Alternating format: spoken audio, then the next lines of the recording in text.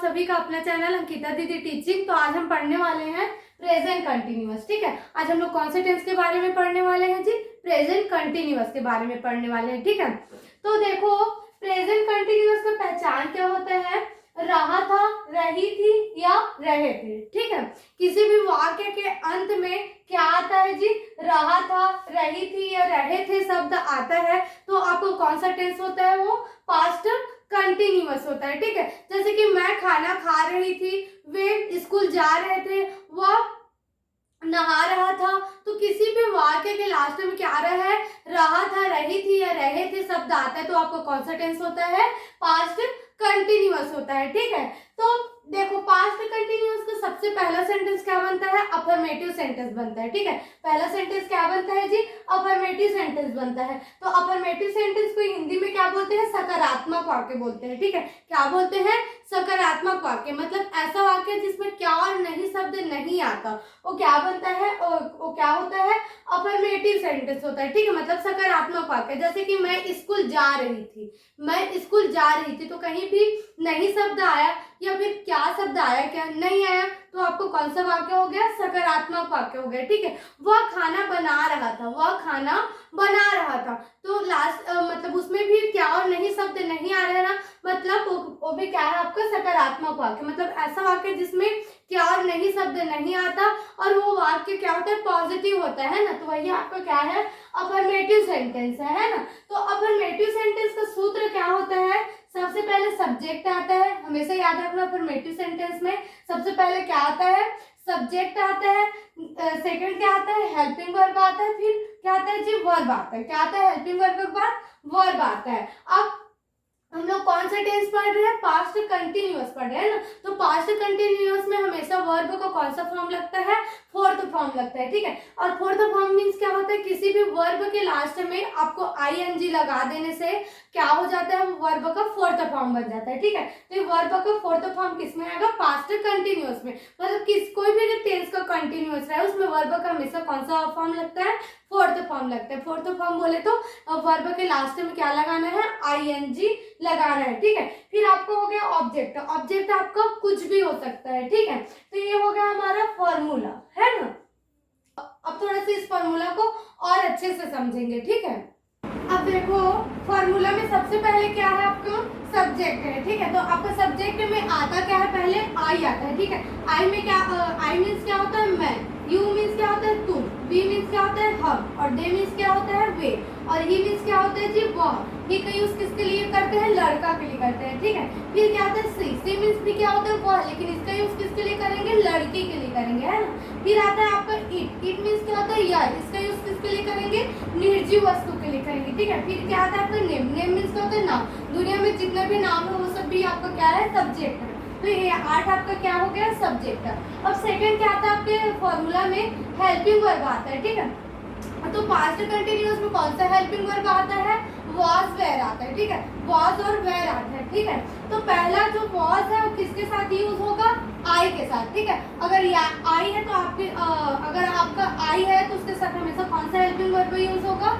was होगा। ठीक है, और यू वी दे है उसके साथ कौन सा हेल्पिंग वर्ब यूज होगा? were होगा। ठीक है, और जो आपका ही सी इट और नेम है इसके साथ कौन सा हेल्पिंग वर्ब यूज होगा? was होगा। ठीक है, तो आपको याद रखना है कि पास्ट कंटिन्यूअस में कौन सा हेल्पिंग वर्ब यूज होता है? was और were यूज होता है। आई के साथ was लगता है और यू वी दे के साथ were लगता है और ही सी इट नेम के साथ भी क्या लगता है? was लगता है। ठीक है, फिर आता है आपका वर्ब का फोर्थ फॉर्म। क्या आता है जी? वर्ब का फोर्थ फॉर्म। तो आपके जितना भी सब्जेक्ट है उन सभी के साथ क्या लगेगा? वर्ब का फोर्थ फॉर्म लगेगा। मतलब पूरा पास्ट कंटिन्यूअस में आपको वर्ब का कौन सा फॉर्म यूज करना पड़ेगा? फोर्थ फॉर्म यूज करना पड़ेगा। ठीक है, फिर आपका आता है ऑब्जेक्ट। ऑब्जेक्ट आपका कुछ भी हो सकता है। ठीक है, तो ये हो गया हमारा फॉर्मूला का डिटेल। ठीक है, अब इसी फॉर्मूला का यूज करके हम क्या बनाते हैं? सेंटेंस बनाते हैं। ठीक है, तो आपको और अच्छे से समझ में आ जाएगा। ठीक है, पहला सेंटेंस देखो, मैं इंतजार कर रही थी। ठीक है, क्या बोल रहे जी? मैं इंतजार कर रही थी। तो सबसे पहले अगर हमको हिंदी वाला जो सेंटेंस है उसको इंग्लिश में ट्रांसलेट करना है तो सबसे पहले हमको क्या करना पड़ता है? टेंस का पहचान करना पड़ता है कि आपको कौन सा टेंस है। तो टेंस का पहचान कहाँ से करते हैं? ये जो सेंटेंस होता है उसके लास्ट लास्ट से करते हैं, ठीक है। तो लास्ट में कौन सा वर्ड आया है, रही थी आया है, ठीक है। मैंने शुरू में ही बताया कि रहा था, रही थी, अगर ऐसा शब्द आता है तो आपको कौन सा टेंस होगा, पास्ट कंटिन्यूअस होगा, ठीक है। तो ये भी रही थी है मतलब क्या हमारा पास्ट कंटिन्यूअस हो गया, ठीक है। फिर सेकंड हमको क्या पहचानना रहता है कि ये कौन सा सेंटेंस है करके, है ना, जैसे कि अफर्मेटिव हो गया, नेगेटिव हो गया, या इंट्रोगेटिव या इंट्रोनेगेटिव। तो मैंने पहले ही बताया कि ऐसा वाक्य जिसमें क्या और नहीं शब्द नहीं आता वो आपका कौन सा वाक्य रहता है, वो सकारात्मक वाक्य रहता है, ठीक है, मतलब अफर्मेटिव सेंटेंस रहता है। तो अफर्मेटिव सेंटेंस का सूत्र क्या है, जो सबसे पहले सब्जेक्ट आएगा, तो सब्जेक्ट क्या है आपका आई, तो आई आ गया। आई के साथ कौन सा हेल्पिंग वर्ब आता है, वॉज आता है, तो आपको क्या आ गया यहाँ, वॉज आ गया, ठीक है, आई वॉज। फिर आता है आपको वर्ब, तो वर्ब क्या है आपका इंतजार, तो इंतजार को इंग्लिश में क्या बोलते हैं जी, वेट बोलते हैं ना, तो वेट हो गया। फिर उसका फोर्थ फॉर्म लगेगा ना, तो फोर्थ फॉर्म बनाने के लिए लास्ट में क्या लिखा जाता है, ING, आई वॉज वेटिंग, मैं इंतजार कर रही थी। तो आपको ऑब्जेक्ट है क्या, तो नहीं है, तो आपको ऑब्जेक्ट यूज करना नहीं पड़ेगा। जैसे तो ये हमारा बन गया पहला सेंटेंस, ठीक है। अब सेकंड सेंटेंस बनाते हैं, है ना। अब सेकंड सेंटेंस देखो, हम मजाक कर रहे थे, क्या बोल रहे जी, हम मजाक कर रहे थे, तो लास्ट टाइम में क्या है, रहे थे आ गया, मतलब पास्ट कंटिन्यूअस हो गया। और क्या और नहीं शब्द नहीं आया, मतलब कौन सा सेंटेंस है आपका, अफर्मेटिव। तो अफर्मेटिव में सबसे पहले क्या आएगा जी, सब्जेक्ट, सब्जेक्ट कौन है आपका, वी, तो वी आ गया, वी के साथ कौन सा हेल्पिंग वर्ब आएगा, वेयर आएगा, तो वेयर आ गया, वी वेयर। फिर क्या था आपको वर्ब, तो वर्ब क्या है जी, मजाक, तो मजाक को क्या बोलते हैं, जोक बोलते हैं, ठीक है। तो जोक को फोर्थ फॉर्म क्या हो जाएगा, जोकिंग,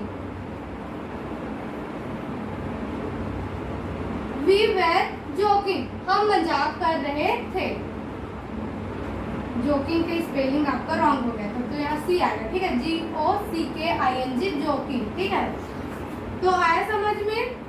अब तीसरा सेंटेंस देखो, वह खाना पका रहा था, क्या बोल रहे जी, वह खाना पका रहा था, तो लास्ट में क्या रहा था, मतलब पास्ट कंटिन्यूअस, और क्या नहीं शब्द नहीं आया, मतलब अफर्मेटिव सेंटेंस, ठीक है।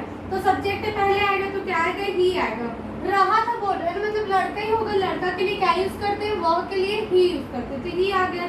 ही के साथ कौन सा हेल्पिंग वर्ब आएगा, वॉज, तो वॉज आ गया, ठीक है, ही वॉज। फिर क्या था वर्ब, तो वर्ब क्या है जी, पकाना, पकाना को क्या बोलते हैं, कुक बोलते हैं, क्या बोलते हैं जी, कुक, तो कुक का फोर्थ फॉर्म क्या हो जाएगा, कुकिंग हो जाएगा, तो कुकिंग आ गया।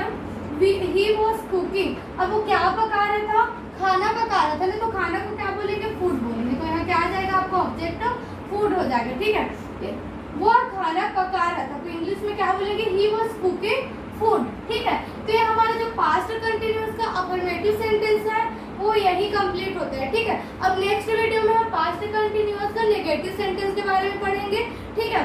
तो अगर आपको वीडियो समझ में आए, टॉपिक समझ में आए, तो वीडियो को लाइक कीजिएगा और चैनल को सब्सक्राइब कीजिएगा, ठीक है, और शेयर करना मत भूलिएगा, है ना। Thank you.